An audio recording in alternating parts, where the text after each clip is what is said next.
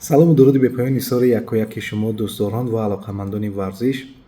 Банда ҳастам Шаҳобдин Ятимов хидмати шумо. Дӯстони азиз, чун хурдсол будем аз киноҳо ва ҳамон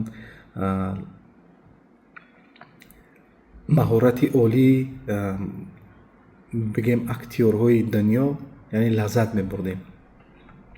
Чун имконият ҳамин буд ки фақат танҳо ҳамон филмҳоеро ки дар эфирҳои давлатӣ яъне нишон медоданд, мо ҳамонро тамошо метавонистем кардан тамом. Ва ҳар нафаре ки хай шароит дошт, он нафар дар хона видео дошт ва видеодвойка дошт ва онҳо кассетаҳои махсус буданд.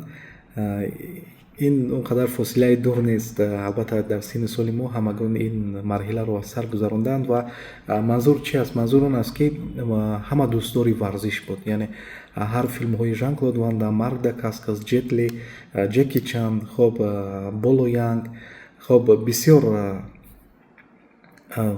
актёрҳое ки майл ба Арнолд Шварценеггер, хоб амин гуна актёрҳое ки дар дунёи филмҳоашон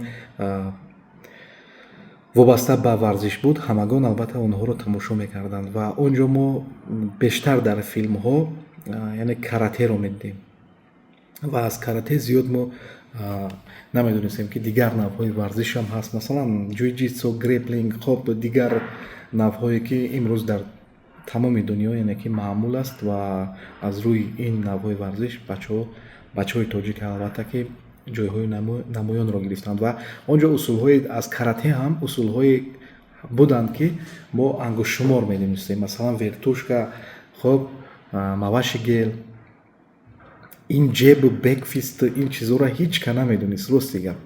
Хоб манзур чи аст? Манзури ин видео дар он аст ки ҳар рӯз дар дунё як нави варзиш пайдо шуда истодааст. Федератсияҳои навбанав яъне шумораашон рӯ ба рушд аст, яъне ки зиёд шуда истодаанд, вале на ҳар яке онҳо албатта ки рушд мекунад. хоб чанде пеш дар сомонаи иҷтимоӣ як нави варзиши аҷиберо рӯбарӯ шудам ки он ҷо дохили мошин касеро тавонад яъне ки буғӣ кунад.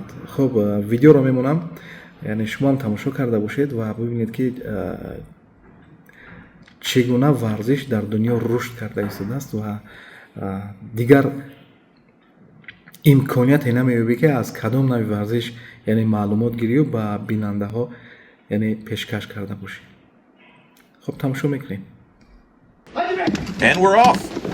Right away, Nate Pulver gets over into the lap of Thomas Mantooth, and already Mantooth is in a bad position. Hello, everyone. I'm JT Tilley here with my partner in crime, former world champion, UFC Hall of Famer, Mark the Hammer Coleman. And Mark, this is already a firefight.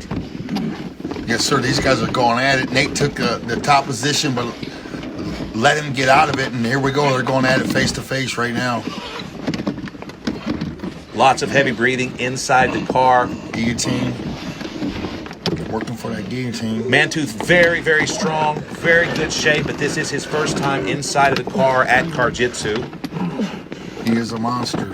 Thousands of push-ups. And Nate, I gotta say, that was a quick tap out there, about 45 seconds.